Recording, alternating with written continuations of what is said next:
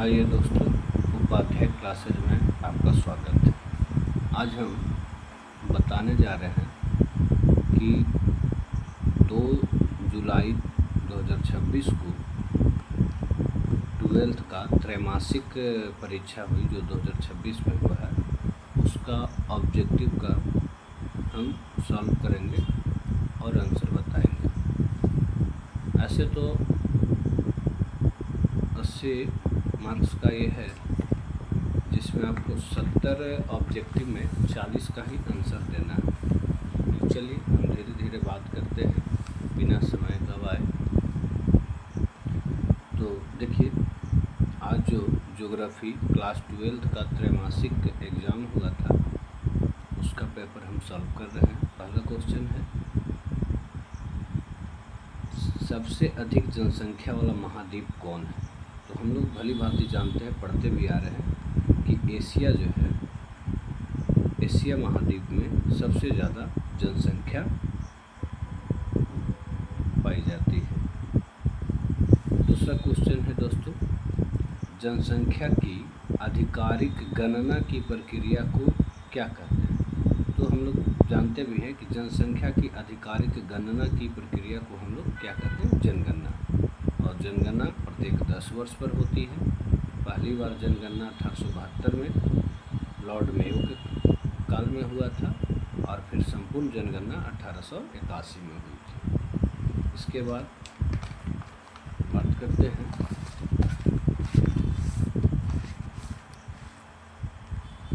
निम्न राज्यों में से किसकी जनसंख्या सबसे अधिक है? तो निम्न राज्यों में किसकी जनसंख्या से अधिक? यहाँ ऑप्शन में है बिहार, उड़ीसा, उत्तर प्रदेश और झारखंड। तो इन चारों राज्यों में सबसे ज़्यादा जो जनसंख्या है वो उत्तर प्रदेश का है। अगला क्वेश्चन है, निम्नलिखित कारकों में से कौन जनसंख्या को आकर्षित करता है? तो हम लोग जानेंगे जनसंख्या को जो आकर्षित करता है तो जल की उपलब्धता, उर्वरक मिट्टी और सहायक जलवायु। तो ये तीन हो जाएगा। तो इसका आंसर हो जाएगा ऑल ऑफ दीज, इनमें से सभी। अगला क्वेश्चन है, निम्न में से कौन शहरी जनसंख्या की वृद्धि का मुख्य कारण है? तो शहरी जनसंख्या की वृद्धि, शहर में ज़्यादातर जनसंख्या जो है गाँव से शहर की ओर प्रवास होती है, इसका कारण है तो ग्रामीण शहरी प्रवास, ग्रामीण शहरी प्रवास। अगला क्वेश्चन है, निम्न में से कौन मेगा सिटी? तो ऑप्शन है मुंबई, हैदराबाद, दिल्ली और इनमें से सभी। तो मुंबई, दिल्ली और हैदराबाद ये तीनों जो है मेगा सिटी है। उसके बाद 2011 की जनगणना के अनुसार भारत का जनसंख्या घनत्व क्या है? तो 382 व्यक्ति प्रति वर्ग किलोमीटर। ये भारत की 2011 की जनगणना के अनुसार भारत का जनसंख्या घनत्व। इसके बाद दोस्तों, राष्ट्रीय युवा नीति किस वर्ष लागू किया गया? तो हम लोग जानते हैं कि राष्ट्रीय युवा नीति 2014 में लागू किया गया। अगला क्वेश्चन है, 2011 की जनगणना के अनुसार सबसे कम जनसंख्या घनत्व वाला राज्य कौन है? तो सबसे कम जनसंख्या घनत्व है अरुणाचल प्रदेश, 17 व्यक्ति प्रति वर्ग किलोमीटर। 17 व्यक्ति प्रति वर्ग किलोमीटर। इसके बाद अगला है, वर्ष 1911 से 21 के दौरान जनसंख्या की ऋणात्मक वृद्धि का कारण क्या था? तो इसमें हो जाएगा दोस्तों खराब स्वास्थ्य और चिकित्सक सेवाओं का अभाव। तो इसका आंसर हो जाएगा ए तथा बी दोनों। अगला क्वेश्चन है, निम्न में से कौन कृषि जनसंख्या के अंतर्गत आता है? तो कृषि जनसंख्या के अंतर्गत कृषक और कृषि श्रमिक मतलब मजदूर जो खेतों में काम करते हैं, ये दोनों आते हैं। तो इसकी हो जाएगा ए और बी दोनों, ऑप्शन सी हो जाएगा। अगला क्वेश्चन है, निम्न में से कौन जनसंख्या वृद्धि घटक है? तो जन्म दर, मृत्यु दर और प्रवासी तीनों है, तो इनमें से सभी हो जाएगा। एक वर्ष में कितने रोजगार दिवस काम करने वालों को मुख्य श्रमिक कहते हैं? तो हम लोग जानते हैं कि सीमांत, एक होता है मुख्य श्रमिक, एक होता है सीमांत। तो 183 दिन तक जो काम करते होता है उसे मुक्त श्रमिक कहते हैं। अब कौशल विकास उद्यमिता नीति किस वर्ष लागू की गई? तो ये किया गया 2015 में। इसके बाद आइए अगला क्वेश्चन, 2011 की जनगणना के अनुसार कितनी प्रतिशत जनसंख्या किशोर जनसंख्या के अंतर्गत आती है? तो 20.09%।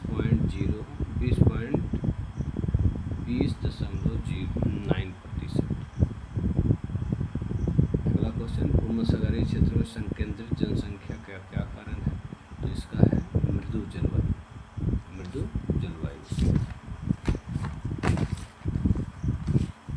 अगला क्वेश्चन है, कोबे ओसाका औद्योगिक क्षेत्र किस देश में स्थित है? तो ओसाका जापान में, कोबे ओसाका। इसके बाद निम्न में से कौन अधिक जनसंख्या वाला क्षेत्र है? तो अधिक जनसंख्या घनत्व वाला गंगा का भी मैदान और ब्रह्मपुत्र का भी मैदान, ये दोनों है, तो इसका आंसर हो जाएगा सी। इसके बाद आइए दोस्तों, विश्व में सबसे अधिक जनसंख्या वाला देश कौन है? तो विश्व में अभी जो आंकड़ा है उसके अकॉर्डिंग अभी भारत जो है चीन से भी आगे हो गया है जनसंख्या में, तो इसके अकॉर्डिंग भारत होगा। कटांगा तांबा पेटी किस महाद्वीप में है? तो ये अफ्रीका में है। इसके बाद कौन क्षेत्र संकेंद्रित जनसंख्या हेतु अनुकूल नहीं है? तो अनुकूल नहीं है ना पर्वतीय क्षेत्र, रेगिस्तानी क्षेत्र, दलदल क्षेत्र, इनमें से सभी हो जाएगा। अगला क्वेश्चन कि किसी क्षेत्र में एक विशेष अवधि में हुए जनसंख्या परिवर्तन को क्या कहते हैं? तो इसी को हम लोग बोलते हैं जनसंख्या वृद्धि, पॉपुलेशन ग्रोथ। अब आइए, बिहार में कृषि श्रमिकों का पंजाब में रोजगार हेतु जाना किस प्रकार के प्रवास में आता है? देखिए इसमें ऑप्शन में अगर बिहार से श्रमिक लोग पंजाब जा रहा है, अगर शहरों में काम करने जा रहा है तो उसके अकॉर्डिंग होगा ग्रामीण शहरी प्रवास। लेकिन अगर बिहार में कृषि श्रमिकों का पंजाब में रोजगार हेतु जाना किस प्रकार का प्रवास है? तो अगर बिहार से श्रमिक पंजाब में जाते हैं और कृषि कार्य के लिए जाते हैं तो ग्रामीण प्रवास होगा इसका आंसर, रूरल माइग्रेशन। सबसे कम जनसंख्या वाला महाद्वीप कौन है? तो ऑस्ट्रेलिया, जिसे ओशनिया भी कहते हैं। शहरी क्षेत्र में किस प्रकार के आर्थिक क्रियाकलाप होती है? तो तृतीयक और द्वितीयक और तृतीयक दोनों शहरी क्षेत्र में होता है और ग्रामीण क्षेत्रों में प्राथमिक होता है, तो इसका आंसर ए और बी दोनों हो जाएगा। हेमलेट बस्ती को और किस नाम से? तो देखिए याद ध्यान में रखिए, हेमलेट को ही पारा भी कहते हैं, हेमलेट को ही पल्ली कहते हैं और हेमलेट को पन्ना कहते हैं, तो इनमें से सभी हो जाएगा। इसके बाद किन राज्यों में अर्धगुच्छित बस्तियां पाई जाती हैं? तो याद रखिएगा गुजरात और राजस्थान में अर्धगुच्छित बस्ती पाई जाती है। भूगोल में सांख्यिकीय विधियों के प्रयोग को कहते हैं, तो इसको बोलते हैं हम लोग मात्रात्मक क्रांति। शहरी क्षेत्रों में कितनी प्रतिशत जनसंख्या को गैर कृषि कार्य में संलग्न होना चाहिए? तो गैर कृषि कार्य मतलब जो कृषि कार्य को छोड़कर, तो 75% जनसंख्या शहरों में जो होती है तो कृषि कार्य को छोड़कर लगभग लोग वहाँ मतलब कृषि शहरी क्षेत्र में कम करते हैं, 25% लोग ही करते हैं, बाकी 75% गैर कृषि कार्य में लगे होते हैं। अगला क्वेश्चन, प्रारंभिक औपनिवेशिक काल में भौगोलिक अध्ययन में किस उपागम की प्रधानता थी? तो इसमें होगा अन्वेषण एवं विवरण। इसके बाद दोस्तों आगे आते हैं, निम्न में से कौन प्रशासनिक शहर नहीं?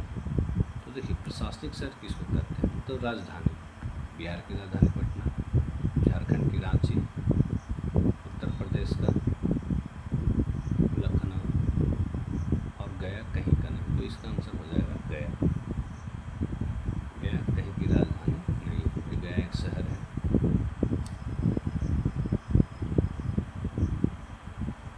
पर्यटन भूगोल का मुख्य घटक क्या है?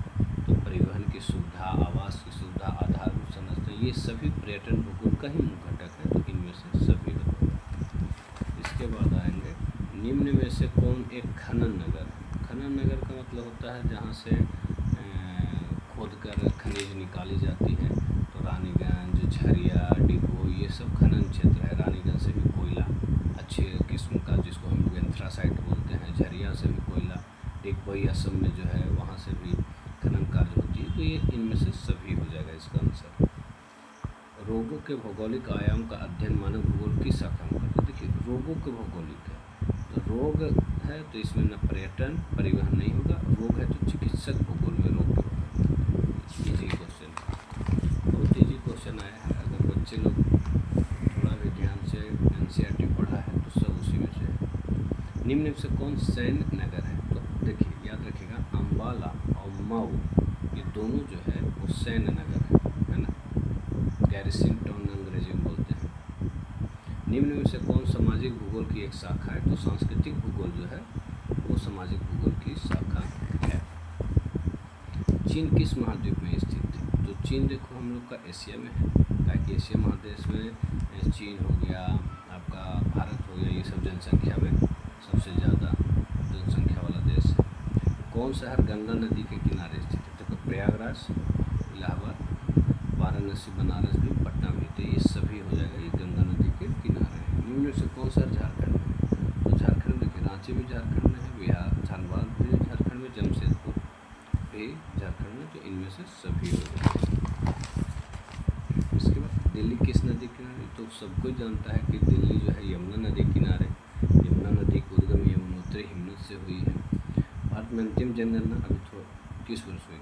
देखिए अंतिम जनगणना मतलब अभी जो जनगणना है वो चल रही 2026 में, जो 27 तक पूरा ही होगी।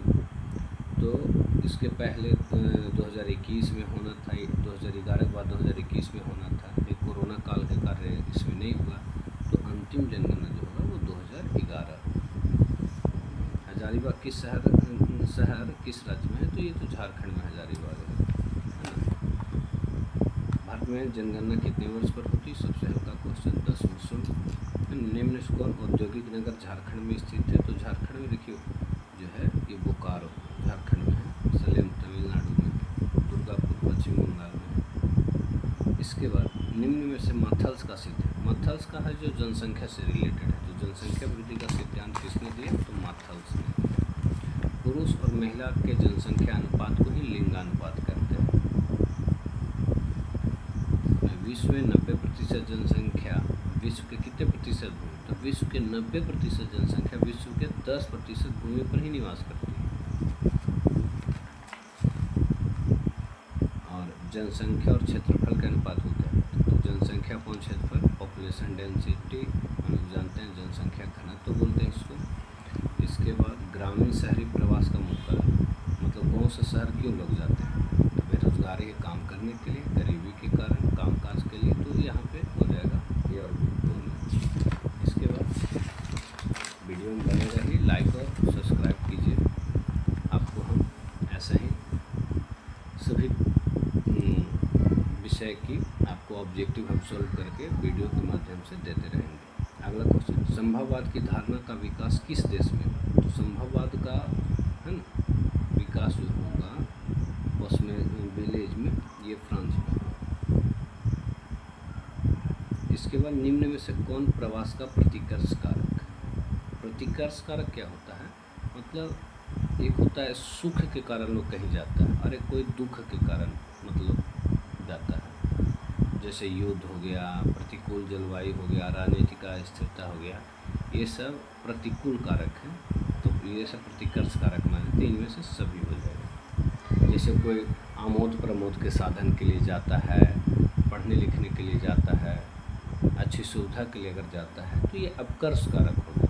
लेकिन युद्ध के माहौल के कारण या कोई बहुत बड़ी अगर वहाँ पे राजनीतिक अस्थिरता आ गई, उसके कारण लोग को छोड़ के एक जगह से दूसरी जगह जाना पड़ता है, तो उसको हम लोग बोलते हैं प्रतिकर्ष कारक। निश्चयवाद में किस घटक को श्रेष्ठ माना जाता है? तो प्राकृतिक घटक को निश्चयवाद में श्रेष्ठ माना जाता है। इसके बाद दोस्तों